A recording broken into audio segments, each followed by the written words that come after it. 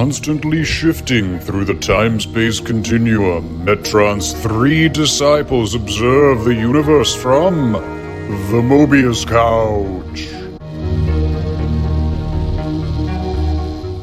Forever young. I want to be forever young. Do you really want to live forever, forever and ever? On the Mobius Couch, a time-space interdimensional vehicle from which your three hosts oversee the world of comic books, comic book-inspired movies. I think that's it. That's all we've covered so far. But ladies and gentlemen, welcome to the Mobius Couch. I'm Alessandro, one of your three hosts. And joining me as usual is, though he's from a different timeline, Joe. Joe from but from a different timeline. I might have emotional baggage from that timeline. We don't know. We're also joined by a weak-willed scholar and academic. That, of course, is Patrick. Hello. I'm from this timeline. You're the boring one on the team, like Yes. Wasp. Just present-day Wasps. We've already started referencing what we're going to talk about. Ladies and gentlemen, tonight we are talking about Avengers Forever. A big-time crossover event. I guess it wasn't a crossover. It was just a big Avengers event. Yeah. It was a limited series. Like, it was a special thing. The cool thing about it was that it was outside regular continuity. So you could just read it or not read it, and it wouldn't really... Yeah. You know.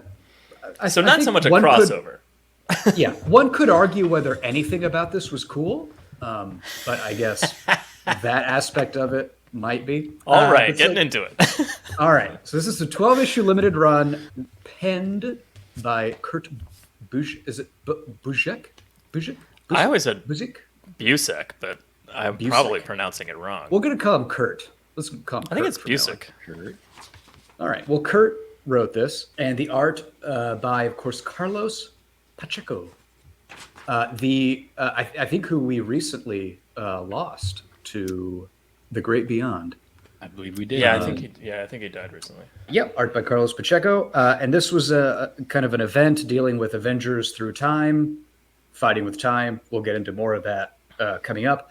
However, one thing that I didn't know going into this is a lot of current MCU Marvel stuff is kind of about this or inspired by it. So I think it's kind of timely. Pun intended, I brought this one up as an talking idea about this. to read just because I recalled Kang was integral in the storyline. And it was kind of the only Kang story I was like, that really stuck out in my brain aside from Young Avengers.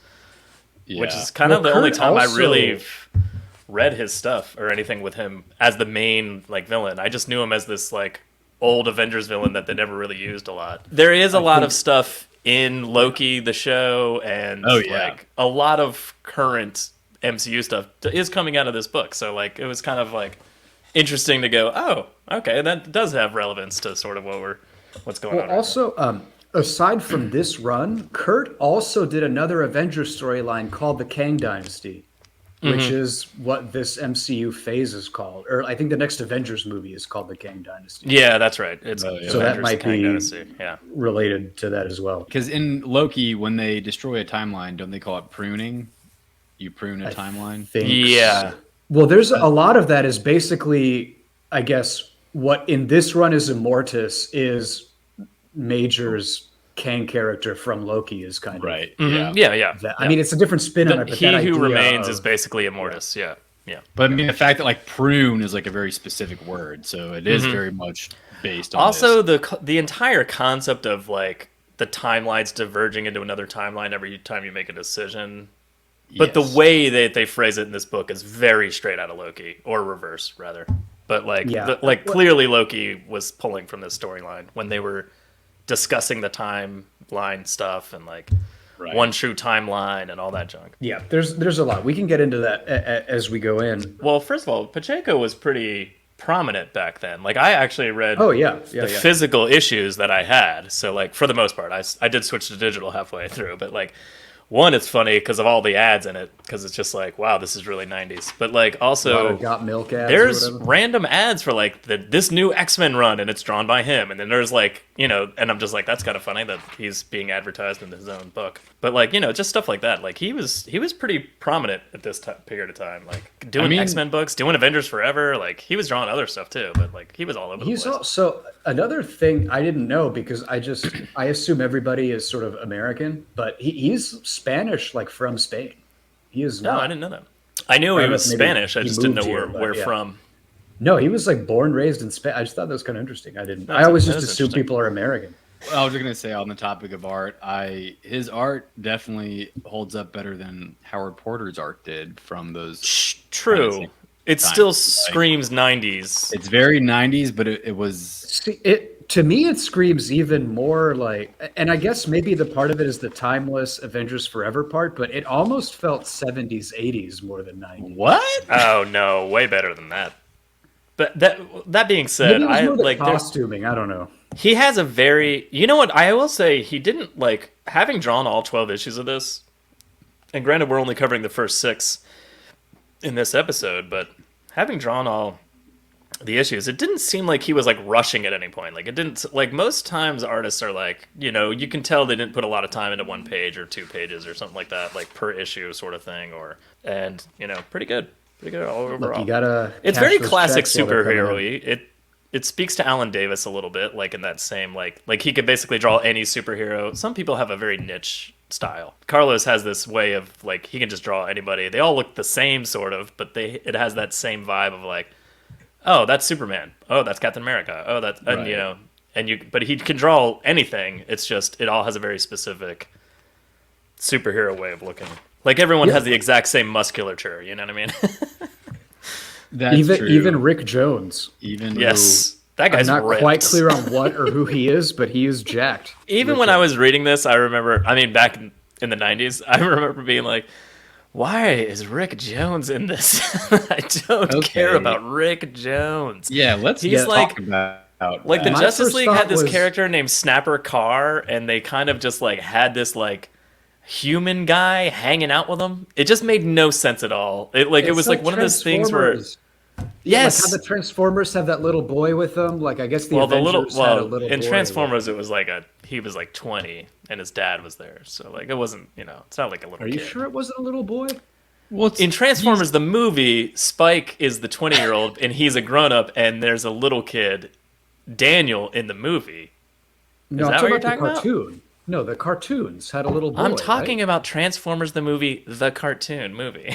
Oh, I thought you meant the Michael Bay. No, movie. God, no. Those movies are trash. Transformers the movie is one of the best movies ever made. well, Rick Jones is basically like a Marvin Wendy from the Super Friends. Yeah, type yeah, character. but like Yeah. he's done this Yeah. weird thing where he's hung out with like all of the Avengers kind of separately at different points in their like career as an individual comic character. Like he was friends with Bruce Banner, and then like he was there when Hulk, like Bruce Banner became the Hulk. Like he was like Yeah. the guy that I was think like, he was the reason that happened. yeah, like Bruce Banner ran out to like Wait, he save Rick. I created the think. Hulk. Yeah, And then I think he also is the one who summoned the Avengers to their first. he's the one who like mission. got them all together He theoretically. did mention he got them together. Yeah. Yeah, But this guy sucks, right? But It he's wasn't hung just out with me? like he's been like a quote unquote so. sidekick to like Captain America and like Yeah, he was Thor Bucky and for like a second. Hulk and like Hawkeye. You know, like it's so weird. And You've he got is such a in weird is he in a history. wheelchair? Because another thing is having no Rick Jones context. I'm introduced to him like on a gurney because he's passed out or in a coma. dying. Or And then he something. gets up and he's like, and he talks about how like I can walk suddenly, and I was like, I didn't know you were paralyzed. Well, that's like 4 issues in, but yeah. But that's what I mean. It was weird how 4 issues in, I was like, oh, he was paralyzed this whole time. Well, Giant Man But was so like he- holding him in his hand the whole time. He's in a, he's But in it's a just wheel. Giant Man doing giant things. I don't know. He would hold He's- me in his hand, and I'm paralyzed. That's true. Rick Jones is in a Come here, wheelchair. normal human. Yeah, Why are that's they what dragging Giant this Man would normal do. human around on adventures? Giant Man has like a 50-foot stride. I'd rather he carry me than me having to keep up with him. All right, quick. So elevator pitch. Go ahead. Immortus, who is a version of Kang trying to control time, and Kang are having a fight. And Avengers from different points in time are drawn into this By battle. Rick. By Rick. Yeah. Because for whatever reason, Immortus, the time controlling Kang, wants to kill Rick. The key is that I think the key is that Immortus is trying to conquer Kang, and Kang is like Immortus is traditionally like the old version of Kang. Like he's Kang further on in a timeline, you know, so he's older and he's just like he doesn't fight anymore, and it's very anti Immortus to like come after Kang in that way. So that was one weird thing. But then also Kang asking the Avengers for help is weird. But I guess the linchpin in issue 1 is that like Rick is about to be like untap some sort of power that's within him somehow. That's going to set off a chain of events that's going to like destroy humanity. So Immortus is trying to stop that from happening, and Kang is trying to keep that happening. I don't know. Well, let's talk about issue 1, but just the kind of general idea is different Avengers from different points in time are coming together to become an Avengers team, to do a thing where they fight Immortus and Kang, and sort of on Kang's side. You know, I don't know. It's weird. And I guess let's do a quick rundown of this roster of Avengers, because they're from different points in time. So you have the Wasp and Giant Man, who are from present day. So present day. This was published in 1998 to 99. So these are those versions of like the late 90s. Then you have Captain America when he became disillusioned with the country of America. Do you guys know this storyline? Because I Googled it. He stops being Captain America for a while. He goes off like on a road trip on a motorcycle and becomes this character named Nomad for a little bit. Yeah, but do you know why he did that? Because somebody died and he didn't get there in time or something? Save somebody from killing from dying or something? No. So it's a storyline called Secret Empire. So not the recent Secret Empire when Cap is like secretly a Hydra agent. There's essentially a offshoot of Hydra that's like neo-Nazis, I guess, called the Secret Empire. And Captain America takes them down, and he finds out the number 1, and so this was all during the Watergate scandal, okay? So it's implied, they don't show it on screen, but it's implied that the number 1 of Secret Empire is Richard Nixon. And Captain America corners him in the Oval Office, and Nixon blows his brains out in front of Captain America. Yeah, that's right. Suicide. So the Captain American Avengers Forever is basically pulled I think 10 minutes after Cap saw that happen. So Cap in this storyline is like all fucked up. Yeah, he's struggling. He's struggling dealing with his ability to soldier on, so to speak. What's his whole thing is like, what's the point? And then you have so we said Giant Man from the 90s, but then you have Yellow Jacket. There's a lot of Hank Pym. We have more than one Hank Pym, which is too much Hank Pym. But yeah. Apparently in the 1960s, Hank Pym was exposed to some sort of toxin that made him go crazy. And I didn't know this, but his persona as Yellow Jacket is like a dissociative identity disorder thing where he doesn't believe that he's Hank Pym. He believes that he's a separate person. So you've got Cap, who's disillusioned. You've got Yellow Jacket, Hank Pym, who's completely batshit crazy. You got Wasp and Giant Man from the 90s, who are kind of like the normal backbone of the team. And then you have Captain Marvel from the future, Janice Vell, who's the son of the original Captain Marvel. And then you have Songbird from the future as well, and she's kind of like a Green Lantern type character. She's on the Thunderbolts, later on. She was a villain, and then she's like an ex-villain, and so it freaks like Wasp and Giant Man out because I guess in the late 90s she was still technically a villain or starting to Well, so when they made the Thunderbolts and it was like a bunch of villains in different personas pretending to be with Baron Zemo and pretending to be heroes, essentially she sort of became a hero during that time. Like as you'd read that book and it kept going, like she was like, this is what we should be doing. I actually feel better doing this than what I've ever done before. Kind of thing. So she was always like the one on the team that was like actually a good guy the whole time. And then so the idea that at this point in time that she would become like an Avenger later in life was like, that's obvious. Like that's exactly what she would be doing. But she's been part of various Thunderbolts. I think she was in the Warren Ellis reboot with Norman Osborn running them. I think she was in that. So she's been. Oh yeah, I think she was. Yeah.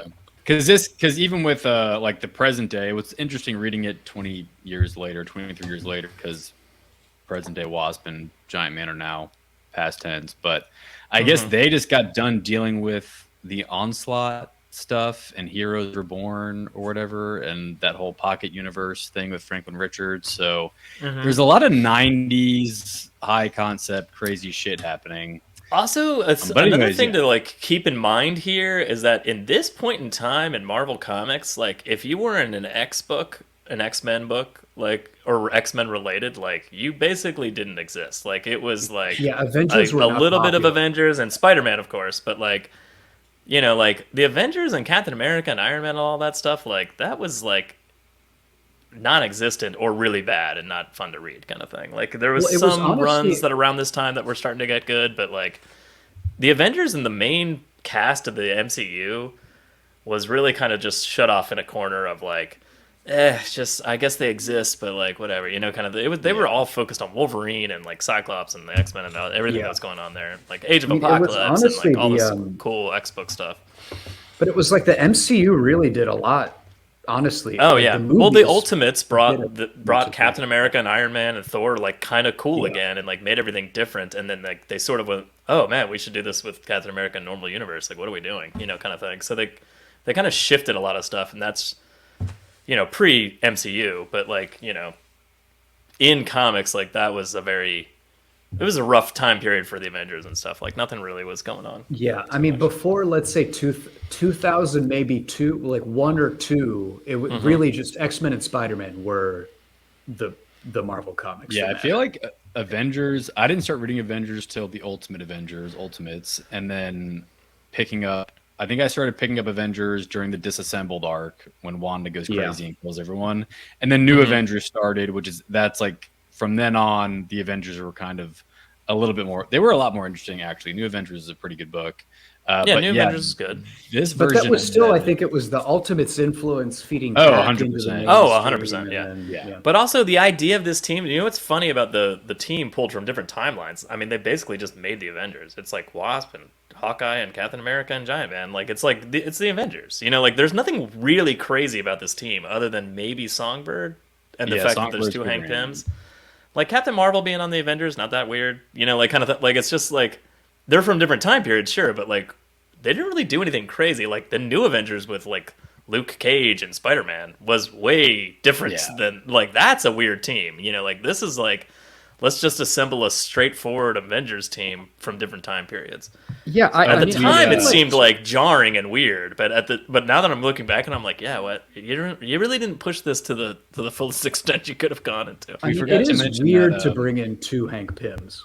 I loved Yeah. that though. So I kind of Back then, I loved it. Yeah. I sort of love I it don't know still. if that's the character I would pull two of. We forgot to Well, mention I- there is a version of Hawkeye on the team, and he's got Oh, yeah. the most practical utilitarian costume. costume of all time. It makes perfect sense to be Uh-huh. wearing that. I All right, well, completely let's agree. start talking about issue one, and then I do want to spend at least 3 hours on Hawkeye's costume. So we start off with but like so- a little prologue, essentially, with a bunch of Yandus running Yeah. around with bows and arrows, and then I have a lot of godlike thoughts on this one. time stops, and a godlike Rick Jones comes down with a bunch of Avengers soldiers and just decimates everything.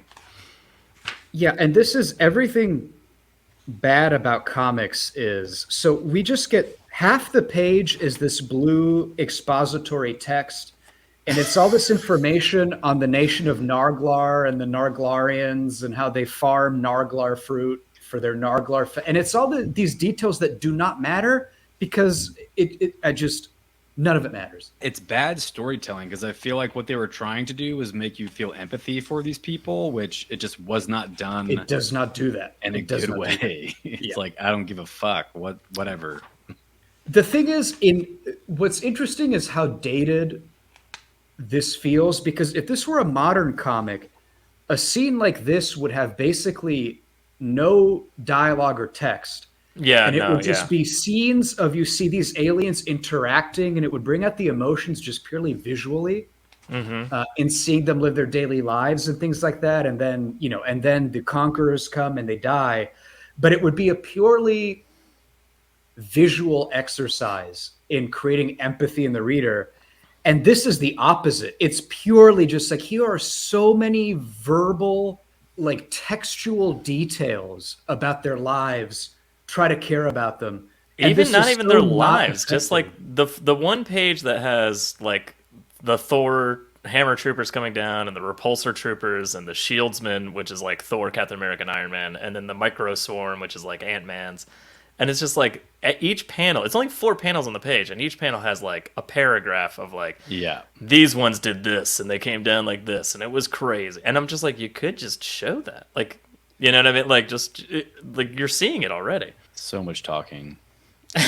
But so this future Avengers Legion sort of kills these frozen people, and then they're being led by this Johns Ricard person.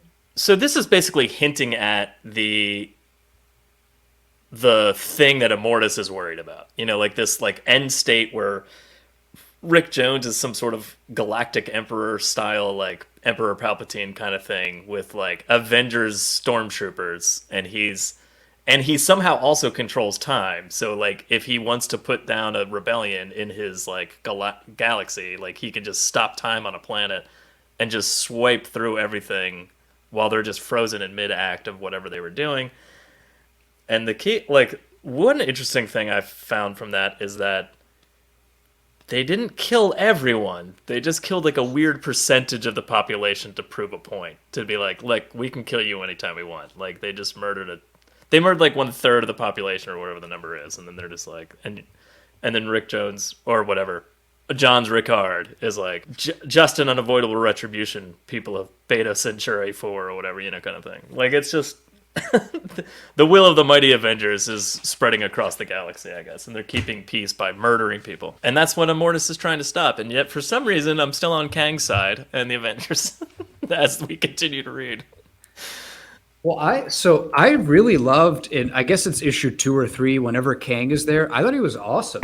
Like Kang's great in this. That's what I remember. That one thing. That's what I remember. Kang being really cool and interesting in this book is why I was like, hey, why don't we read this book? It's got Kang in it. He's interesting in it. That's it. If we did overall takes, I was gonna say Kang was by far my favorite character, and the Supreme Intelligence, the Kree Supreme Intelligence was a close second. The blob dude in the tube. He's just very practical. He's like, yeah, I did like Kang. I mean, I thought his back and forth with the Immortus was just interesting because Immortus was more about like control and stability and managing the universe, and Kang is more about action and taking in the dynamism of adventure and conquering. Yeah. And I know that Kang's a villain. I mean, he wants to conquer humanity or whatever, but I thought he came across as sort of like a swashbuckling, adventurous, kind of roguish character. Yeah, because I don't even know if he wants to conquer humanity. I guess maybe, but it seemed more like he was just up for action, adventure, interesting stuff. The idea of being a weak-willed scholar and academic sitting in your library is it's a very awful fate for him. And that's like kind of the big point of contention between the two of them is that Kang, they call this the Destiny War in continuity. And I think it's because like Kang is fighting his destiny to become Immortus. And that's what this whole but it's also about the destiny of humanity and like where they will go. I did notice something that like Giant Man is dressed as Giant Man when the Avengers bring Rick Jones to the Supreme Intelligence, meaning like black and red and like kind of Ant-Man colors, and the Giant Man that we have pop out at the end of the issue is dressed differently. So I guess he's not from the exact. I don't think he's from that exact time. Yeah, because he's wearing that. I guess Wasp and him are either from slightly before this, and they think they're present day, or they're as close to present day as possible. I think it must be like very soon after this. Yeah, it's either very soon after this or very soon before, or very shortly before this, you know. Because I was interested to know what the Avengers were up to like in their book around this time, so I like thumbed through some of those issues, and they have like a parade in one issue, and that's when Hank debuts his new costume that's in Avengers Forever. And Vision's like, oh, I see you've incorporated like aspects of all your other costumes into this one except Yellow Jacket. Why is that? And Hank's like, I hate Yellow Jacket. He's the persona that is like the worst aspects of me, and he is the one. He's who I was when I abused my wife, and like she's forgiven me for that, but I'll never forgive myself. So I want to pretend like I didn't want to honor that. So it's good for him that he won't forgive himself. That must be so difficult for him that he won't forgive himself for beating his wife. Wow, how much that man suffers. He can't incorporate Yellow Jacket themes into his costumes. That's a pretty big sacrifice for him to make. I mean, You know, I just want to make it clear is. that Hank. Yellow is, I mean, cutting yellow and black out of your costume completely. That's a lot of work. So my alma mater university colors are yellow and black. So Is that why you chew gum like that? that's why I chew gum like that. Yeah, I don't want to talk about that yet because that's more prominent in future issues. But listeners, be ready because we're going to talk about how Hank chews gum. There's a lot of gum in this A little bit later. run. So basically, issue 1 is the current Avengers take Rick Jones to the Supreme Intelligence to get him to heal him or help him somehow because he's dying, or maybe I don't know. He so I guess he ended the Kree Skrull War. I didn't know that, but I guess Rick has this thing called the Destiny Force inside of him, but he has no control over it. But when it does activate, he can do what he did in this and pull Avengers from different time periods to help him fight. And I guess somehow that's like also killing him, maybe. And they bring him to the Kree Supreme Intelligence. Sounds like very comic booky. I just wanted to point out when they bring him to the Kree Supreme Intelligence, Scarlet Witch shows them her Avengers ID card, and I just love the idea that great. they had ID cards. As This Avengers. is back when the Avengers all lived in a mansion together. Yeah, and just hung out. It's a very interesting time period of comic book. just in general, that Scarlet Witch is on the team is always something that I will never She has caused so many crossover event deaths. Not at this point, but yeah. At this point, I think she's only caused a couple. Like she's only caused 3 crossover events that they had to solve so far. They should ask Rick Jones if they ever get rid of her. Why? At any rate, there's a scene where they go to the Supreme Intelligence, and I feel like the entire point of this scene is just to make Captain America like a stubborn dickhead / badass, But he's just like, "Fuck you, you fix our friend," and blah blah blah. Like it's almost just there, just so when you have other Captain America later who has a lot of ellipses in his dialogue, he's like less like you're like, oh, he's not like that other Captain America at all with that energy shield. That cool energy shield from the 90s. Yeah.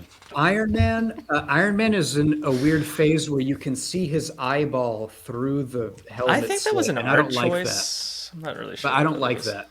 I find that unsettling. I'm not comfortable with seeing his eyeball through the mask. Well, because it makes the eyes look really enormous because it covers the entire slit of the eye hole. Yeah. Like it makes them look oddly shaped. Also, who's the fire lady and then the Vance guy? It's Firestar, bro. Firestar. Vance is like he's Never heard of Justice. Firestar before. Justice later. You've never heard of Firestar? Never He heard becomes of the Spider-Man Firestar. Iron- and his amazing friends, Yeah. Iceman and Firestar. Firestar. Do-do-do-do-do-do. That was good, Patty. So Rick Jones, Kree Supreme Intelligence. As all this is going on, we get Well, I just said that how the Supreme Intelligence was my close second, and it was pretty much because of this conversation with Captain America, because they bring Rick Jones to the Supreme Intelligence to try to like figure out what's wrong with him, and the Supreme Intelligence wants to observe him by himself without the Avengers there, and Captain America doesn't like that idea. And he keeps threatening the Supreme Intelligence, and the Supreme Intelligence is like very matter of fact, like, I'm your fucking prisoner, man. Like, I'm your prisoner. I can't. You can literally kill me anytime. Yeah. I depend on you for life. Exactly. And Captain America was like, yeah, okay, but we're watching you. He's like, yes, I know. There's cameras everywhere. Like that was all I wanted. Smart as you are, if Rick's harmed, we'll make you pay. Amusing, is it not? You fear me, but I am only of use to you if you conquer that fear and place your friend's life in my care. Anyway, so they leave Rick Jones alone with Supreme Intelligence, and then so we get introduced to Libra this shows up. Yeah, the mysterious guy that can fold time around himself, sort of, and Who's very similar to Daredevil, except when Daredevil got blind, Daredevil like got enhanced senses, and for some reason when this guy got blinded, he developed the ability to tap into like the space in between spaces for some reason. So like he can exist outside of reality, which is relevant to this storyline. the cool part about him existing in this way, I think, within this storyline, or the shock that it's him when he pulls his hood down, is that he's like a lame Marvel villain that they're like, oh, that's like weirdly interesting. Like, why don't we just grab this guy and make him like way more integral in this story arc? But aside from that, it's just like, who cares? He takes his hood down and he's like, it's me, Libra, and everyone else that doesn't know who that is like, so? Yeah, I think he was a Guardians villain or something. He was like a space Guardian villain. Yeah. And then we also get introduced to Immortus, who, so in Limbo, in sort of a castle that looks like the castle he's in that Loki show. He who shall remain, or he who He remains. shall remain. He's also, his throne is on top of like a blob man who's screaming in pain. Holy shit! I didn't even notice that till just now. Yeah. Yeah, so that's an is. interesting choice. So his mechanical throne he just has his foot on this blob man who's screaming. Who the fuck is that? I have no idea.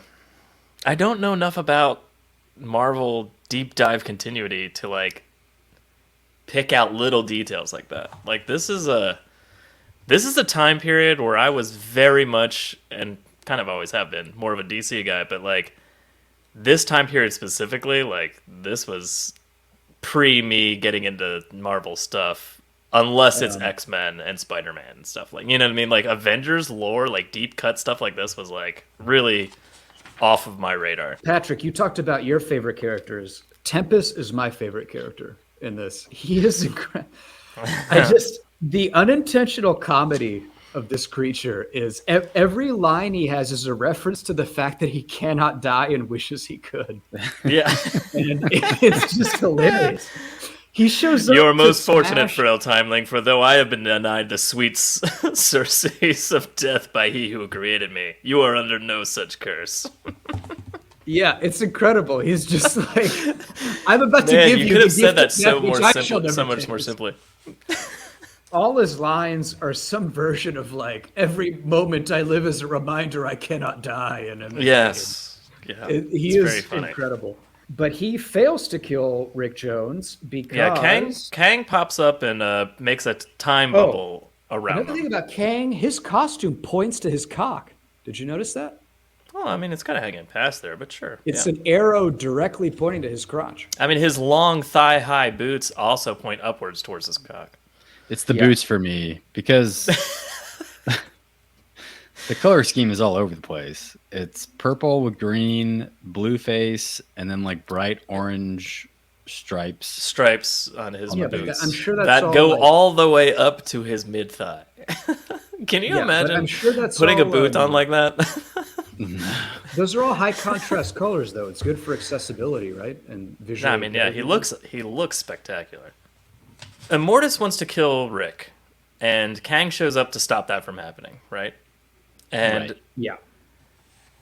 Immortus takes, like, basically from a million different timelines, like a million different versions of soldiers from like past wars, and like throws them at Kang, while Kang has like basically future guns that just materialize around his wrists, and he just starts blowing them all away.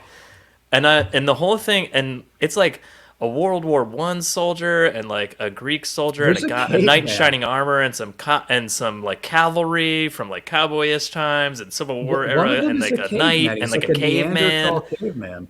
and Native gonna do Americans. this thing? It's all over the place is the point. And here's the key. Not one, you're Immortus. Like, why are you pulling all of these soldiers from back before technology could actually fight Kang?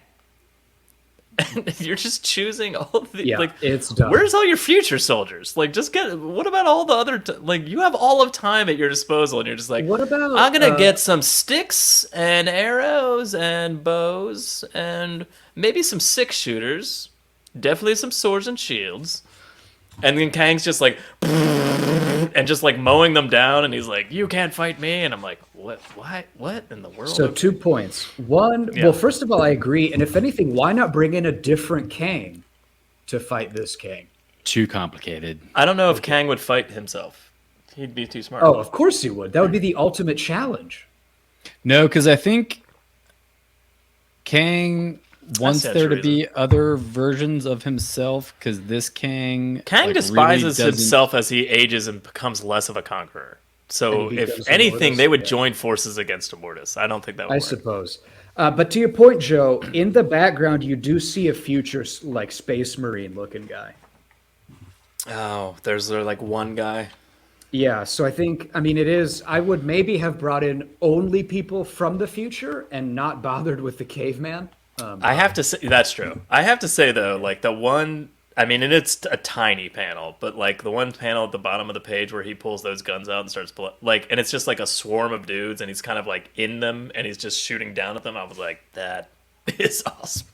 Yeah, he was. But I also, so going back to what I mentioned earlier, I love I really enjoyed Kang and Immortus' conversation because like Kang has some lines like, history is not written, scholar, and neither is destiny. History is made by the deeds of the strong and the brave, and destiny is forged. And so I liked that they had this whole conversation about like whether history and reality should be curated and kind of written and protected and planned, or whether it should be, forged or taken or created. And I just kind of like that. Them playing off each other is really interesting. Whether history should be made by like violence and strength, or whether it should be planned out. Like I thought it was an interesting kind of philosophical discussion they had. You're tapping into like the one thing that I was like vaguely recalling about this book when I was like, well, how about this one? You're tapping into the one thing, and I was like, I kind of remember it being like kind of cool with Kang and Immortus. I don't really remember why, but I liked them together. I think it's an interesting story. But yeah, upon reading it now, I'm going like, it was refreshing, and I was going like, man, this is so cool. Like them as much as the blue dialogue boxes from Kurt or exposition boxes rather, are like overwhelmingly often and long and exhausting. There is really cool parts, like when well, it's like the dialogue is not bad. It's just the fact that you have like a lot of unnecessary direction. It's the blue box. And like you just don't really need it. Some of the dialogue's still pretty bad.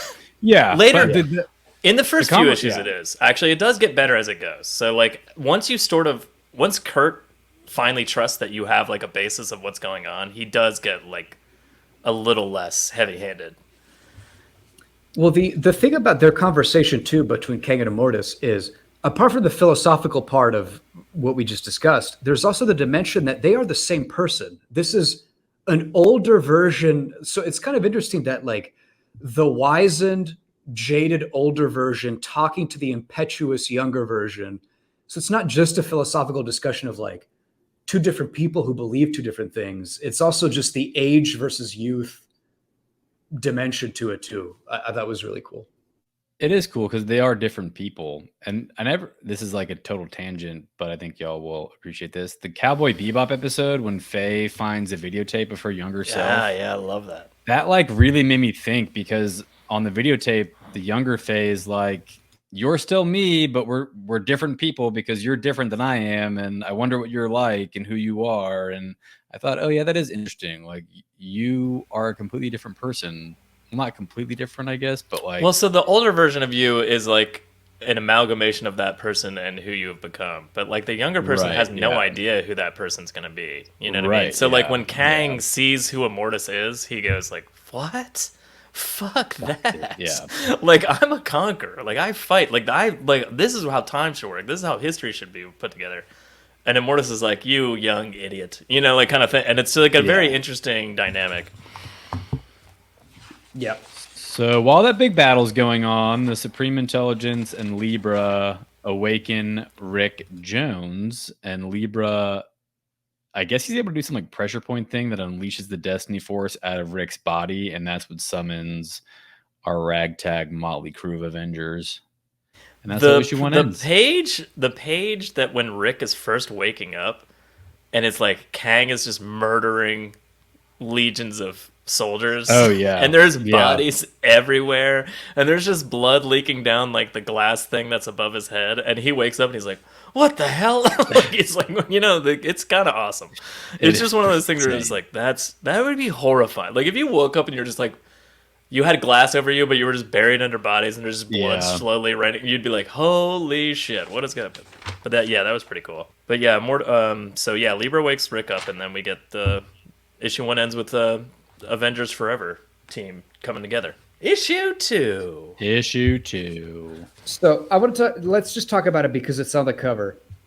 Hawkeye. Jesus Christ, that fucking thing. So Hawkeye is wearing yes. a shirt, like a shirt collar without a shirt. He's wearing a very high turtleneck. shirt collar. And but then without a something that shirt. like somehow hugs his shoulders and comes down around his pecs and back up around his other shoulder, but not low enough on his pecs to hide his nipples, because that would be ridiculous. But he doesn't have nipples at the same time. Well, I mean, he does in some shots, but you're right, he Some, but doesn't. not all. Well, it's a comic book. Like, it's enough to make me want to go back and read. I guess this is Hawkeye from the Kree-Skrull War time period. And I'm just fascinated as to why that costume was ever chosen for... I don't know what to call Look, that. he's got I feel got slight indication of nipples. Yes. And he's also wearing like a waist. Like it's not a belt. It's It's like a waist weightlifter's armor belt. thing? It's like really Yeah. thick.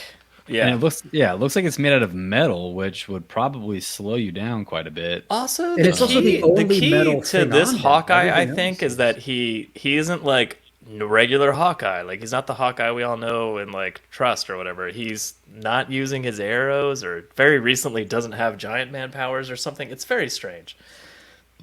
Yeah, he's basically, you strip down Hawkeye to the bare bones. He doesn't have trick arrows. Yeah, which or any again at the powers. time was very interesting. But at this point in time, I'm like, It that's just basically looks just Hawkeye. crazy. So in a weird costume. Pointing out the costume is funny to me though, because like very quickly he wears like a hood, like even over that costume. But before he has costume changes, like he very quickly puts like a poncho hood thing on over Yeah, that also, ridiculous costume. Captain Marvel's look also feels very. It's kind of like the what was Kyle Rayner? Ion or something? Did he Ion, become yeah. something where like he Donna looks like Troy space? also. Yeah. So is that kind of like 90s, Oh, where the early face. Oh yeah, the 2000s? face. Yeah, yeah. I love the Starfield look. I like Janice Vale's costume. Yeah, design me too. A lot. I'm a sucker for that for some reason. Like Oh, Donna I Troy had didn't the mean same it costume. negatively. and- Yeah, I didn't mean it as a negative comment. I just meant it, but it was a very like of the time thing. where Oh, sure, certain, absolutely. like- Yeah. a couple different heroes had that sort of starry sky. Also, I mean, of the Look. time period as Mockingbird's like quote unquote the technology within her like sound neck carapace thing. You know, like it's very like it's gold, but there's circles of energy or something, and that indicates circuitry beneath it or whatever. You know, like you're just like whatever. It's so weird. And then, yeah, and Yellow Jacket. I honestly, so I didn't even know Hank Pym. The only thing I knew about Yellow Jacket was that he was the Corey Stoll character in the Ant-Man movie. Yeah. I didn't know that was Hank. That like Hank used to be Yellow Jacket in the. Interesting. So Yeah, that would I be went jarring down, if you didn't know that at all. Yeah, but so I went down like a kind of like a Wikipedia hole, rabbit hole. Rabbit hole on and Hank Pym. Yeah. And it was weird because a lot of the stuff that I thought was maybe an original interpretation in Ultimates 2 was actually references to real Hank in main continuity, because he apparently was kind of a huckster who would try different costumes and different Yeah. identities Yep. just because he's like desperate to be on the team, and he's like, well, now I can be giant. Well, now I'm I tiny think again, I- and now I can do this. And Ultimates you know, obviously it's that kind of thing. truncated all of that into one guy and made it very quick, happening very quickly. The Ultimates version of Hank Pym is essentially like boiling down 50 years of comics into like 12 issues. You know what I mean? Like kind of, or Yeah. 24 issues rather. But like, you know, it makes it make more sense in a better way, I think, that he's just a lunatic. But like comics goes through so many phases over time, so like Hank Pym has worn a lot of different suits over the time, you know, like a lot of different, I mean, not literal costume changes, but also literal costume changes, but like he's worn a lot of different faces through various writers over the decades. So like this is them just going like, yeah, he was crazy back then, you know, like Yeah. It was interesting because I read up on Hank because he's a character I never gave a shit about. Yeah. Yeah, I didn't realize he has like a very long-standing history of mental health issues, like dating back to like the 1960s and 70s, which I feel like was kind of a progressive topic to talk about. Yeah. And they talk about how he just felt very inadequate because, I mean, originally he was Ant-Man, and you're on the team with fucking Thor, so like that's something. What do you mean? He's not bringing much to the table. You might feel like, yeah, you might not. God of Thunder, like guy that can shrink down to the size of an ant, and talk to ants, like maybe 100 ants at the same time. There's a lot. Maybe if they're in the area. If they're in the area, we don't know. But yeah, just it was going into his feelings of inadequacy, and yeah, the dude's struggling with a lot of issues. I kind of It's almost like somebody more, so mentally unstable shouldn't be on the Avengers. Probably not. Probably not. I love old school Avengers has this like adorable way of just being like they just stick by each other like through the most fucked up things, and you're just like, just cut him loose. What are you doing? Like, or not even cut him loose. Get him help. Get him off the team. Get him help. Yeah. But like, never again. Like, he's not allowed. If he recuperates or somehow recovers through psychiatric help for years, that's it. Just say hi to him on the street. Like, just why are you inviting this crazy person back onto the team? Because they're high-stress situations with supervillains. I don't know if you know that. And it's just going to cause another mental breakdown. Well, but we already talked about it, but Wanda's patient zero for that. Why is Wanda on the Avengers? Yeah. But sticking with Hank, though, when I was reading up on him, there was one thing that said that, so he goes from Ant-Man, then he becomes Giant Man, then he becomes Goliath. Who's maybe still a giant man, but with a different He name. accidentally creates Ultron that achieves sentience. At one point, I guess when he's Yellow Jacket, maybe I can't find it in my notes now, but he kind of like tried a false flag operation and created a villain, not Ultron, it was like something else. He created a villain that the Avengers would fight that he knew its weaknesses, and he'd come in and save the day. Like, the guy is fucked up. Like, he's amazing. Real quick, there is a cool a note with at the very beginning of issue 2. There's they're in the middle of the fight. The Avengers show up. They're like, "Where the hell are we? Who are all you people?" Like, including themselves. Like, they're like, "We don't know who each other are." And then, but they all recognize each other to an extent. Like, Hawkeye's like, obviously that's Captain America and that's the Wasp. Like, like kind of thing. They get it, but they don't really understand it yet. And Cap hesitates, and it's really cool that they brought a very strong version, like a really grown-up, like current version of Wasp, and she just immediately takes charge when Cap falters. And I thought that was really cool, like how Wasp immediately just becomes the leader of the team in that moment. One thing about Wasp, two things. One, her ass is always on screen. Like, no matter what angle or what, like, her ass is visible. So, eye on you, Pacheco. Two, very Tinkerbell body language. I don't know if you noticed this, but she's always like on her tippy toes, like bent over and pointing. Like, angular and kind of Tinkerbell from Peter Pan, the Disney movie. Well, they're just playing up like that idea of that little dainty Wasp. Yeah, but I just wanted to point that out. Yeah, like, no, I get it. I think that was very clearly an influence to how Pacheco was portrayed. I did notice that most of the men don't really have much of an ass on them. Like, what is it? They're not caked up, or what's the term? They are not. Yeah, they are not caked up, which is weird because Hawkeye doesn't even have nipples. Yeah. No, well, the way Yellow Jacket throws his body around, he has a lot of crotch shots though. I was gonna you're bring right, that Pat. up, That's Joe. a flat ass on Hawkeye. Well, like, even look at this with Captain Marvel and Yellow Jacket. Like, they don't. There's no. He has that very thick. He's got that Dorito body shape down, Pat. Like, it's very thick. Like, after the shoulders, it just like whittles away to like no you are. waist. Yeah, you were right. They all kind of are the same exact. He's drawn the same character, just put different costumes on them. But you're right, Joe. Yellow Jacket, he does use his legs a lot when he's fighting. He does a lot of splits. He's flipping around. He does his little hummingbird wing things, and he vibrates up into the air, and he's just throwing his legs out everywhere, and his crotch is like really present in a lot of. And I've never really noticed how ripped Yellow Jacket or Hank Pym is. Like in the Yellow Jacket costume, especially, maybe it's because those big flared up collars make him look bigger. Oh But yeah. like he's not caked up, but he's thick for sure. And some like his legs, like his quads are huge. Well, he probably came up with some invention that Probably. just gave him that or whatever. But this is what I meant with the Wasp. I love analyzing the anatomy of fake humans drawn in Yeah. 1998. Yeah. But this is what I meant by Tinkerbell body language. Like, Oh here, yeah. and then Because even when she's especially being a down forceful, here- like I'm the leader of the team, she's like, "You listen to me here, sir," and she has her hands on Yeah. her hips and she's bent forward. Yeah. right. That's like right out of that.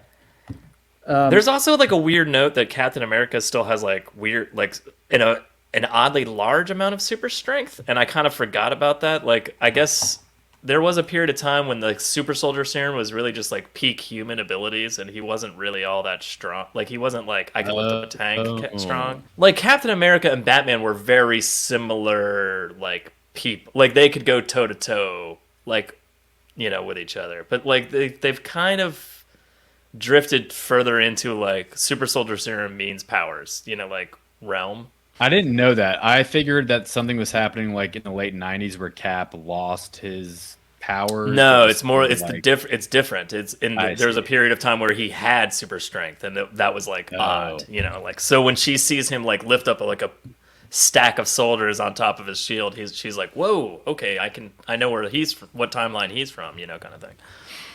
Another thing I want to mention is in this issue is when we get a first shot of Yellow Jacket Hank Pym grabbing a chewing gum out of his mouth and stretching it out as he just pervily looks at the camera.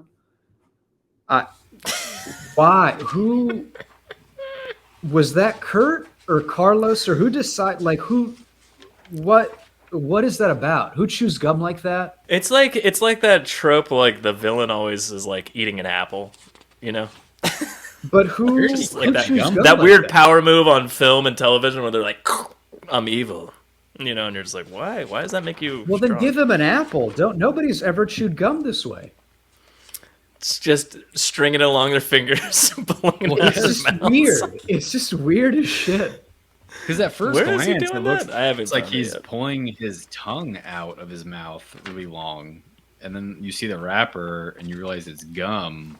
But then you're like, does he just have a bunch of gum on him at all times? I Because he think chews so, gum yeah. the entire 12-issue run. Well, yeah, it's in his utility belt. Yeah. obviously. Well, there's a part later where he offers, I think, Hawkeye gum, and Hawkeye's just like, "Yeah, no thanks. Yeah, it's I like, don't want thanks for any the part offer, of that." weirdo. No, thank you, creep. I don't want your gum." Yeah, that's weird. So the overall point of issue 2, I think, is just to like very clearly establish what points in time the Avengers were pulled from, so they can kind of like move the story forward. There's stuff happening, but most of it's just like, you guys need to get out of here, run outside of time, so Immortus can't find Rick Jones, but also take this moment to catch your breath and figure out who you all are. And then very quickly, Rick's like, "I don't want to sit around. Let's go fight." And they're all like, "Yeah, Rick, good idea." Yeah, They we're all the immediately Avengers. leave safety of outside of time. And then they're all immediately they leave the space in between that Lieber took them for protection. They leave to go fight Immortus, and they get there and they're like, "Oh, we probably shouldn't have done this. Everything's going bad." And Rick's like, I shoot my mouth off, and all I did was lead us right into the hands of the bad guy. Whoopsie daisy. And you're just like, Sorry, why don't you just turn around and go right back out of time? Libra's right there with you. But so back to the comic, they get to Chronopolis. Chronopolis, which is Kang's capital. Kang's domain, which I assume would eventually become Limbo. They're separate places, but like, it's basically Kang's place outside of time, just like Limbo is Immortus's place outside of time. Like where he can just hang out. Like it's just Except- sealed off. The big thing is that Kang has the heart or I forget what they call it. He's got the Heart of of Forever. time, heart of Yeah, he's got forever. the MacGuffin of time. He has the heart of. He's got the whatever. MacGuffin of time, but also Chronopolis has like an ability to, for whatever reason, because of where it's positioned in time / outside of time, that it can tap into all timelines. Whereas like Immortus is just at the end of time, where there is no timeline. That's left. It's because just of the heart, though. Is the heart is what Right, allows right. Chronopolis to touch every timeline or something like that. yeah. So they do kind of establish like two different types of time bending stuff. Like there's the more straightforward version saying that if you go back in time and change something, it doesn't change your timeline. It creates a divergent timeline. However, if you have this heart, because you can touch every timeline at the same time, you actually can alter time. So Kang which is what has Kang's this always heart, been trying to do. Yeah. and Immortus is trying to get the heart away from Kang. Is what issue 3 is kind of. I believe that's what's happening. I'm not exactly sure what's going on in the first 6 issues. Oh, another thing we haven't mentioned, every one of these issues starts with Stan Lee presents, which seems very old-timey. I mean, it's just classic old Stan Marvel Lee. comics. The city at the heart of forever. The city at the heart of forever, Stan Lee presents an Avengers adventure. I really like Giant Man. Yellow So this Jacket. just speaks to Cap, though. I mean, like Giant Man is like, Cap, take Rick, and he's like, okay, I got him. It's just like Cap just like hesitates every time, and like instead of like running into fighting like they all are, he's just like, I'll just take this crippled boy and go go around this corner of this rubble. Yeah, because he's just like a beta cuck loser in this. I mean, they're really. Oh yeah, Hawkeye. By the way, this is where Hawkeye's already wearing like a torn up robe. Oh yeah, that came out of nowhere. I don't. they're like, let's Yellow They're like, put Jacket. some clothes on that guy. Yellow Jacket doing a split to camera, just crotch right. And I gotta say, you can tell from this angle. I mean, he's got a ass little on bit. this guy. no ass. Yeah, No ass, but he's got a little bit. He's got a package hanging down. So, He's I mean, got- It's pretty tiny though. That's a Yeah, bit well, of here's the eye. thing though. In comic books, most dudes wearing underwears on the outside of their tights or wearing tights, it was just like a flat spot. There wasn't anything there. They drew them like Ken dolls for decades. So like the fact that he even put like a slight bump there was like, that was like, oh, interesting. You're actually making this look like a human. I just, I don't want to get us canceled, but I think like all these people could have bigger dicks and bigger butts. Why would that get us canceled? I don't know. I just want some I big was dick. I was just impressed by how athletic and agile Yellow Jacket was, and I mean, it's just so odd though because his legs are enormous. His calves are about as big as his quads. And his quads are huge. Is and his it hamstrings are science huge. induced? Does he drink some sort he- of formula that gives him like agility or something? Like Maybe. Hank Pym I style. mean, he's literally bouncing around like he's Beast from the X-Men or something. Though. Yeah, he really is. Yeah, he does like yeah. They're also all wearing what look like fabric boots. Like they don't look like they have any kind of sole or supportive structure. They're just. I mean, that's fabric just boots. that's just comics, man. much the Everybody wore style. Spider-Man boots back then. But can you imagine how uncomfortable to walk in those would be? It's Like the just- first time somebody drew a sole on the bottom of Flash's boots, I was like, "Holy shit, good job! You finally made it look like he could run in those." Like, you know what I mean? Just didn't happen back then. But all right, so Chronopolis is under attack because Immortus' forces are after Kang. So that's what our heroes get into. This is just an action-packed issue. Action-packed issue. Hawkeye finds a wolf-pelted Hawkeye. I didn't know who Red Wolf was, but No, so I love how hilarious this is because Hawkeye takes like 10 minutes to yell out like, "Move 8 inches to your left." Like when, if you have time to say "move 8 inches to your left," the arrow that was being shot at you would be like hitting you in the eyeball at that point. And then he shoots an arrow to the other arrow in that same span of time, and those arrows hit like tip to tip, and one of them is an exploding arrow, and his isn't, and it explodes like right next to Hank Pym, Yellow Jacket's head. I'm like, how is he not dead? I'm so confused at that entire scene. He's Yellow Move Jacket. 6 inches to the left. Like, you're like, what? How did you have time to? All right, I guess I'll comic book that off to the side. Yellow Jacket is just like the worst because like in his timeline he's about to marry the Wasp and he loves her, and just like two interactions with her that he doesn't like in this timeline, he's like, Yeah, "Fuck he's ready this to bitch." ready to fuck He's someone else like immediately. yeah, like Yeah. immediately. And he also he refers to basically every woman in this as like doll and whatever. It's just he's a awful person. Well, I mean I think that's kind of they're trying to make him seem antiquated time wise in terms of like societal norms, but also just a dickhead from that societal norm time. So it's like it's even worse. But so they meet Red Wolf and the Anachronauts, who are, I guess, Kang's version of the Avengers, his own personal Avengers, essentially, Anachronauts. And then they meet Kang again. It's all just like, who the hell are these guys? And then they immediately get brought to Kang, so it doesn't matter. It's just Kang's personal army. This whole issue is just like huge brawl. Like, there's not a whole lot of story development happening here. I think the main things to get across is that they are actually like joining with Kang and fighting with Kang. Yeah. Begrudgingly, maybe, or sort of like, okay, we recognize that for some reason you're trying to help us. Like Rick, I guess just seems like for Rick Scott. He's the fucking worst. Like, even out of like, I would take Marvin and Wendy over him any day of the week. Oh my god, yeah, they have that cool dog. They have the cool dog, yeah. I mean, April O'Neil from I would take any other human sidekick. She's enormously useful compared to this idiot. That's what I'm saying. She has no powers. He's just, and his attitude is fucking shit. Like, in terms of like human sidekick people, why is he bossing them around or having any say whatsoever? Exactly. Like, if anything, they should just be like, shut the fuck up, Rick. Get over there. We're trying to keep you alive. Like, like, if anything, they should just be like, this is it. Get over there. This is where you go. You sit in the corner. We'll handle this shit. Stop trying to use your powers.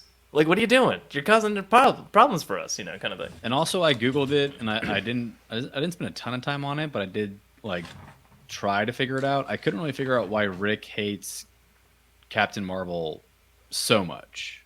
Like, I don't know.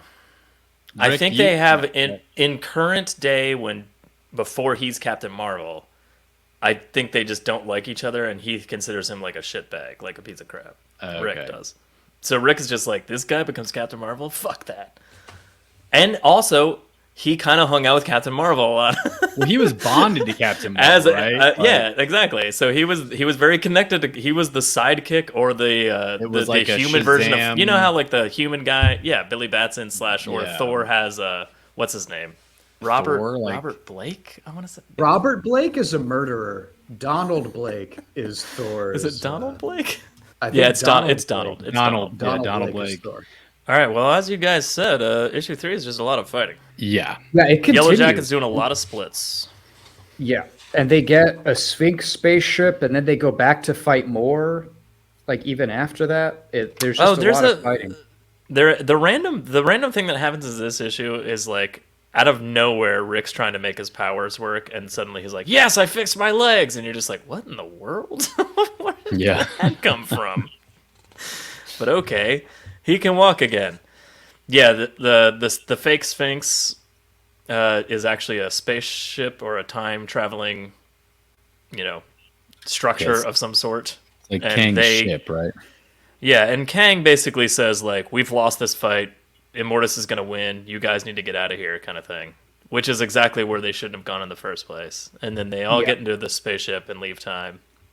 And then which is interesting because Libra again could have just taken them there to safety, like at any time.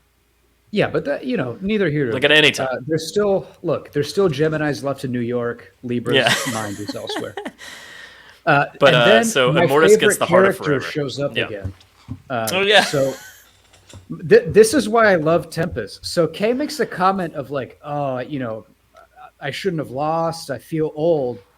And then Tempest smacks him and says, "You feel nothing compared to the torment I suffer." And it's just like, what a downer. I've been revived once more, revived to serve my master's whims. What a buzzkill. Immortus goes after the heart of forever like a drug addict, and he gets it. And they get into the time Sphinx right as Chronopolis is basically destroyed completely. Staying on the Tempest train, in the very first issue when Kang's beating him, he says, "Aha, do not rise on pain of death." And Tempest goes, "Pain? Death? Would be a blessing." He's low key the best character. You're right. Now, good job. He's just so like down on her. It's just crazy. This dude. So Immortus gets the Forever Crystal, which looks suspiciously like the Incal. Oh, you're right. Actually, so I was going to make that comment later, but yes, it is. When we did the Incal episode, I know we talked a lot about how much it's referenced in fiction in general, and yeah, this was this had to have been I feel like this had to have been a reference to the Incal. I think it was. It had been. I mean, but this isn't. I mean, I think this is more of like a visual homage to the Incal. Yeah, sure. Not like the Fifth Element, just wholesale. No, yeah, agreed. It's just a visual. Yeah, because again, Mobius and Jodorowsky were kind of like held on pedestals. Like held up. So I think it was just like hey, if there's suddenly going to be some sort of like MacGuffin, crystal that let's make it look like triangles on top of triangles. Issue 4. Stanley presents Running Out of Time. Yellow Jacket blowing a bubble gum. The cartooniest of all bubbles, with the 4 window pane shine on it. Just doing a bubble and making some bullshit comment about Songbird. Meanwhile, Rick Jones looks so ripped. It's not even funny. Yeah, he is. Do we want to talk about Snyder's? No. So Rick Jones, I don't think is still not very caked enough to be on the Snyder Zoo scale, but I mean, maybe he's like a 1 or 2. Yeah. He's got a he's maybe a 2, right? Look at his tricep. He looks bigger than Captain America right there. Well, Captain America's in a rough spot right now, Joe. Yeah, but he's slumped in a chair, but he's like the same. Anyway, whatever. Carlos, you draw every male body the same exact way you draw every other male body. It's weird. So even like the crippled tween boy who got the Avengers together is he's like ripped. He's like 28 at this point. Well, he is like harnessing the powers cosmic or whatever he's got going on right now. That's true. And so Hawkeye does succeed in punching a blind man. So we get that. And then Laura just throws a hissy fit and walks away. He's just like, I'm done. Bye. That was that's obviously just let's get this guy out of here so they don't have the obvious help of the MacGuffin type character that can just fold time whenever he needs to.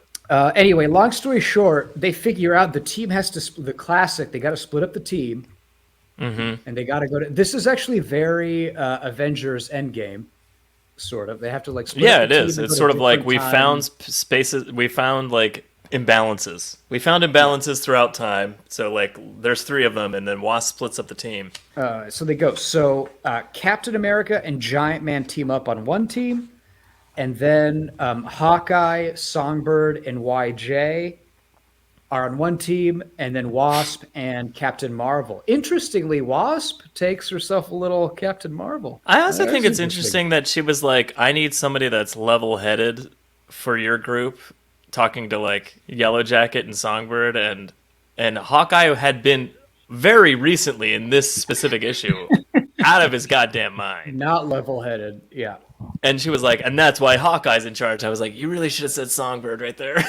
Like, I know you don't know her, and you think she's a villain, and you don't really trust her because it's all from different time periods, but that was a bad move. And then, as we'll see, Songbird proceeds to just take over that team and just go like, this is what we're doing. We can't do that. What are you fucking stupid, Hawkeye? Like, we can't interact with this. Like, we just got to do this thing and get out of here. Well, maybe Wasp was actually, maybe she was intimating that Songbird would be. That's what I thought, but then it doesn't happen. Also, look at that gum. Yeah, look at that gum. Look at that gum from. I get it. You want one clear head supervising an unknown quantity in a hothead. Am I right? He's the guy in Die Hard that does a lot of coke and then gets his brains blown up by Hans Gruber. Yeah. Oh, I bet you. Oh my God, Yellow Jacket did so much coke. I bet you this dude was. He was like, I figured out the time space continuum, guys. No, so this is what Wasp is doing. She trusts Hawkeye and Hank, who she came with, Giant Man, not the Yellow Jacket. She's splitting the 3 of them up into 3 groups and then tagging whoever she doesn't trust with them. You know, it's obvious. Joe, nothing you can say will convince me that Wasp didn't want to get stuck in the time stream with Captain Marvel for a little bit. All right. Well, what's interesting is that Captain Marvel, Hank, and Hawkeye all have the same face, pretty much. Oh my gosh. Well, not Captain Marvel because his haircut's different. A little bit. but But the face, but- no, but the face is the same. Oh, yeah. the face is exactly the same. But Yeah, the face is Hawkeye and Hank Pym or Yellow Jacket and Hank Pym when they take off their costume or their costumes later and they just have cowboy hats on, I'm like, I have I no can't idea. tell who's who. Yeah. I cannot tell who's who. They go to 3 different times. The future timeline, I thought all of these Avengers were like made up for this storyline, but apparently all these characters actually exist in mainstream Marvel continuity. Yeah. I did not Yeah, know. well, Red Jocasta? Tornado's there. I knew Jocasta and Black Panther, Red Tornado, but of course, is there. not Killraven or Living Lightning or Thundra or whatever that red guy is. Red Tornado. Red Tornado's said that. famous. Red Tornado. Yeah. Yeah. It's the Crimson Dynamo. I'm just, It's Chris. I always call it Yeah. Red Tornado. Yeah, Red Tornado. That's what we said. He's Yeah, got it's Cap's Red energy shield, and Cap's very against him stabbing people in the eyes with stars. Thought that was interesting. I'm gonna be Another- honest with you guys. Like these issues were boring. Oh. So- I want them Yeah. to discover what's going on in their timelines so much faster than they do, and Yes. it starts to drive 4, 5, and 6. It's okay, but it's definitely bogs down with like, I guess let's go over here and for instance the cowboy one with Hawkeye and Yellow Jacket and Songbird. I don't. I Man, still, does that drag? Like they're like running over here, running over there, running over here, and you're just like, what the fuck are you doing? And then at the end of the day, they're just like, Songbird's just like, no, we need to fucking leave. Stop trying to interact with this timeline. We need to fucking leave. And the Kind of thing. the And I'm just like, carnival- you should have done that from the fucking beginning. The second they the, get there, they're uh, like, oh, this is a Kang event and not Immortus. We're not supposed to be here. And because the time sphere is gone, they're like, fuck, we're fucked. We're stuck here. But it's like, just immediately try to get out of there. Like, what do you do? Like, the entire time, Hawkeye keeps trying to drive them in a different direction. And I'm like, you're the leader of this team, quote unquote. Get the fuck out of there. The Wasp and Captain Marvel in the Carnival universe, where Nixon's a Skrull.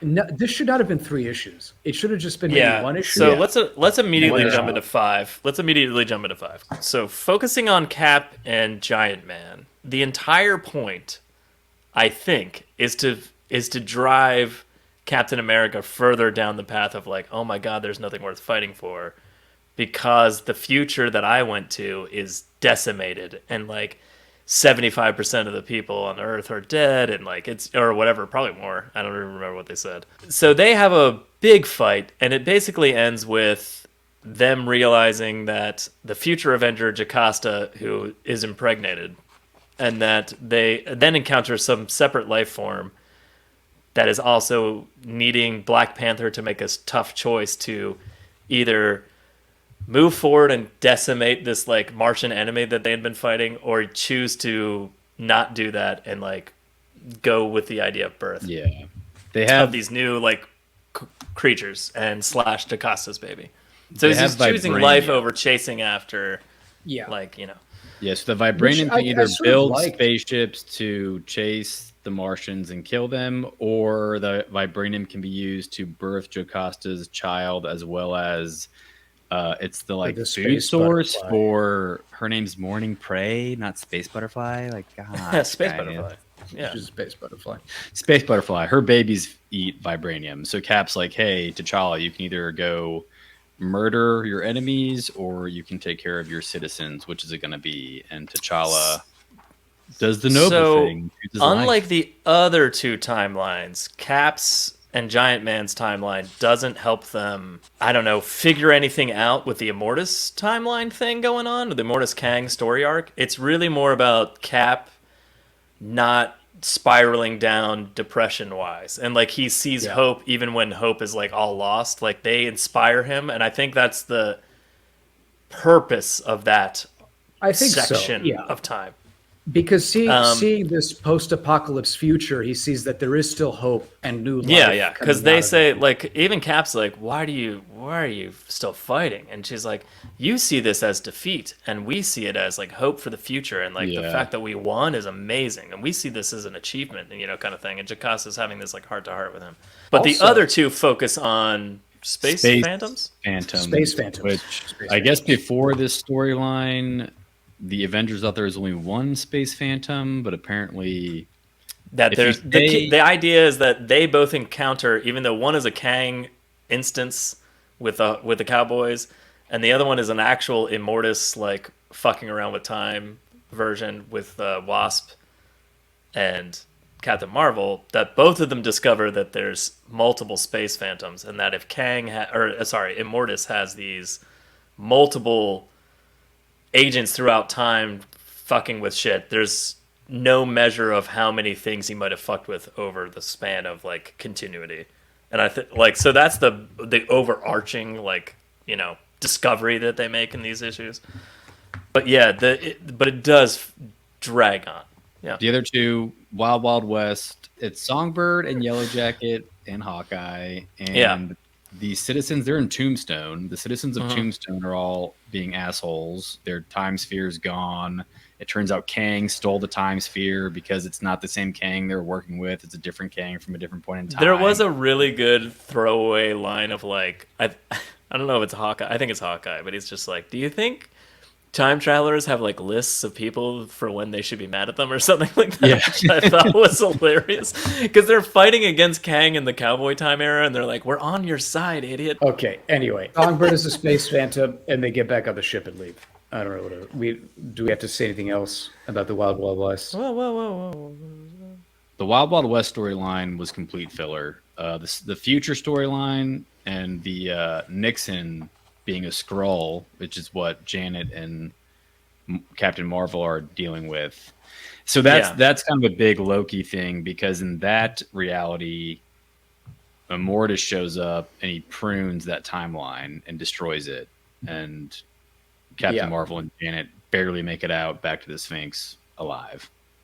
The interesting thing about the Wasp and Captain Marvel's timeline, I think, aside from the fact that they find out that the Space Phantoms have multiple Space Phantoms, and they're sort of Skrull-esque, because I guess they can take the place of a person. Yeah.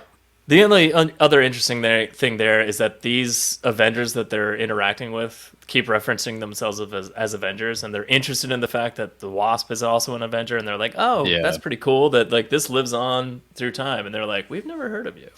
And then, like, obviously, Immortus destroys that timeline, and they're like, "Oh fuck! Well, that's why we've never heard of them, because that timeline gets ripped apart." Yeah. And I'm like, that was a cool little like time, you know, like fun story arc dumb thing to put in there. Yeah, I think and folded. The human robot in that timeline was funny because he kept talking about killing them, and they're like, "No, we don't kill. You don't kill anymore. Remember?" And he's like, "Oh, I do remember. It's that human part of me." It's the human part of me that keeps forgetting. The robot part of me is very aware of that. To me, the most interesting part of Janet and Captain Marvel's adventure is the first page of issue 6, where Janet is pegging Captain Marvel from behind there. I think that was probably what stood out to me the most. I don't have anything more to add to that. Well, okay. It's fascinating. So the other thing that's happening in this issue, aside from those timelines, story arcs like kind of collapsing and they're all getting back to the Sphinx, is that they're witnessing, or at least Rick is on the screen, and then he starts seeing all these instances of Immortus and where he's like fucked with time kind of thing, and it kind of like sets into their minds of like, oh my god, like, well, how often has he done this, or like how many times has he like monkeyed with time to get it to go in a certain direction kind of thing. And I think that's probably more important for later. But it's definitely I did like because Cap and Wasp kind of have not an in-depth conversation about it, but they're like, oh shit, have we been being used by this guy for who knows how long or how many times? Or I thought that was kind of an interesting plot point. So it kind of ends strong at this 6th issue. Like, it was enough for me to want to keep reading to see what Immortus had been up to. But yeah, these first 6 issues, it's just like... Well, especially because 4, 5, and 6 just felt like a chore, sort of. It was just kind of like, oh, I don't care about the Wild West. I don't care about... Yeah, I care about them having crazy time hijinks adventures, and I want to see it. But it could have been done better. Way better. And yeah, I don't know. It just felt like filler. Yeah. God, it's so fucked up. I'm just thumbing through the pages, but when Yellow Jacket figures out that Songbird is a space phantom, he and just smashes her. backslaps her, and I'm pretty sure Yeah, that's what he did to it's- Janet when he slapped her. But then So- also Hawkeye again tries to attack him with his bow like an idiot, like a baseball bat. I'm like, if you're across a space from him and you have a bow and your initial response being Hawkeye is to run across the room and swing your bow like a baseball bat, maybe try pulling one of the arrows out of your quiver and fucking shooting him. And like, what are you doing? But maybe he arrows, or he didn't want to, like, maybe he just didn't want to shoot him. I don't know. Shoot him through the hand. Do something. That's dark, man. Okay. I don't know, something. Shoot his foot to the ground so he can't move. Yeah, but Yellow Jacket is, he's just, that backhand hit on Songbird is, I don't like that. That's made me uncomfortable. I don't like that. I mean, it's not even a slap. He's got like It's fist. a close, like, beats the crap. I mean, it's, ugh. I mean, yeah, he straight up just smashes her across the face. It's disgusting. Disgusting. And I love He's how like, we won't be needing you anymore. Yeah. I love But how then the it all ends up being okay because she's a space phantom, so it's Yeah. fine. But I love So how again- the reason Yellow Jacket figured out she was a space phantom was because she suddenly was like enjoying him. reciprocating. Yeah, Yeah. like she was no longer disgusted by him hitting on her. So it's like there's some awareness. It's clearly an imposter. She's accepting my sexual advances. Yeah. She's clearly It's true. she's clearly a Skrull alien. It's a real disturbing mix of self-awareness and yet, like, won't change behavior. Yeah. It's Like, it's he knows that fucking he weird. disgusts women and treats them poorly, but then also will not change how he treats them. So the conversation Yellow Jacket and Songbird have after they're back on the Sphinx. Like She there's punches him. yeah. But she's like, speaking of which, Yellow Jacket, I should thank you for seeing through that space phantom's ruse, rescuing me. And she goes, and he's like, well, shucks, ma'am. And he's like spinning a gun.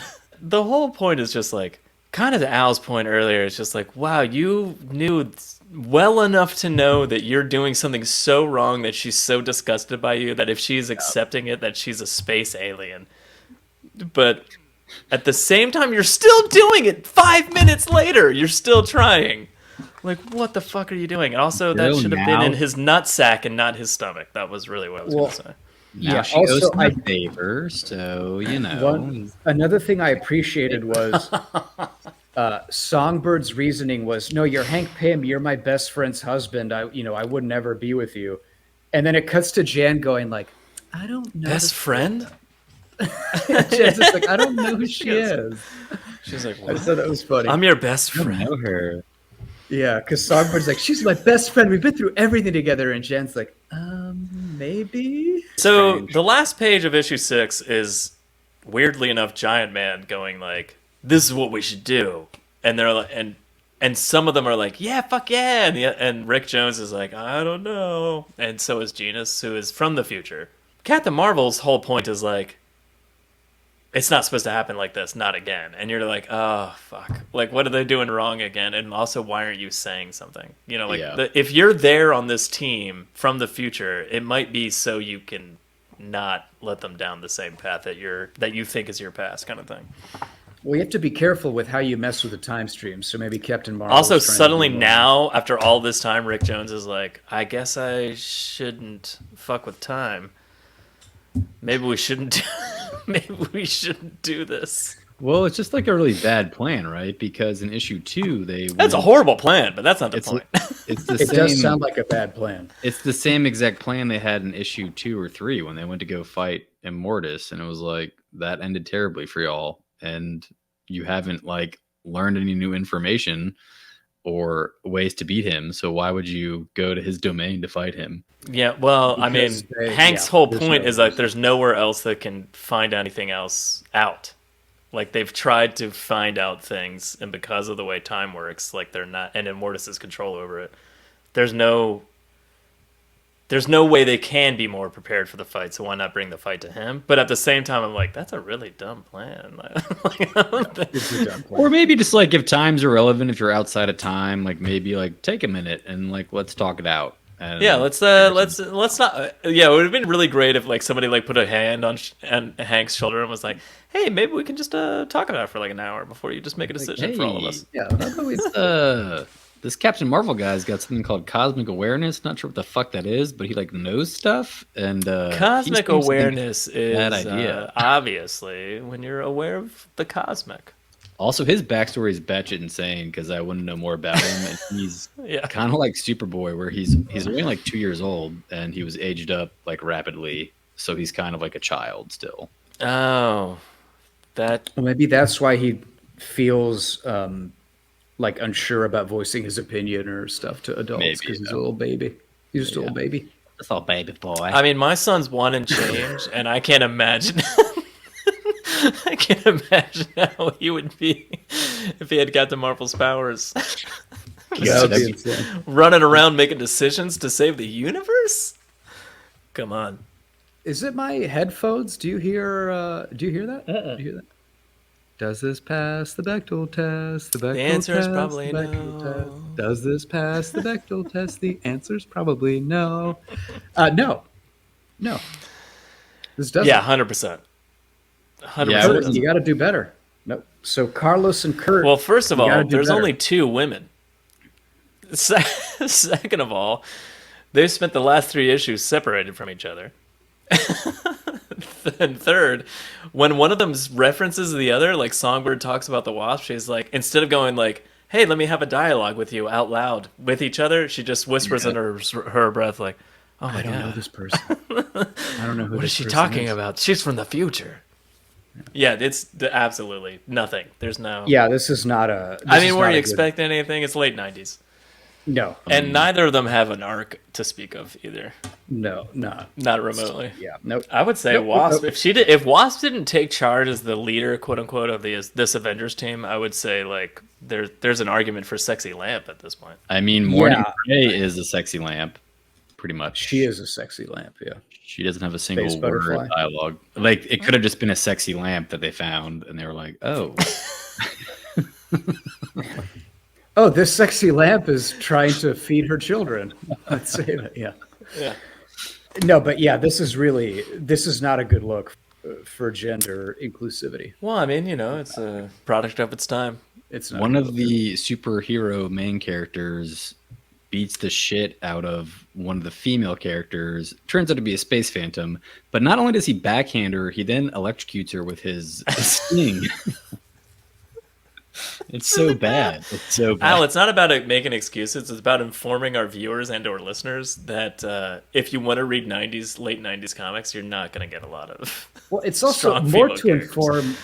inform. I'm trying to our inform. I'm not excusing. I'm trying to inform. Like, what do you expect? It's the late 90s. Yeah. I Also, mean, like, it's less about excusing and more about like, oh, it sucked back then. Yeah. That's been. I think we did it, boys. I think that's been Mobius Couch for this week. That's it. I think so. Yeah, that's it, boys. We did it. Good journey. Good journey.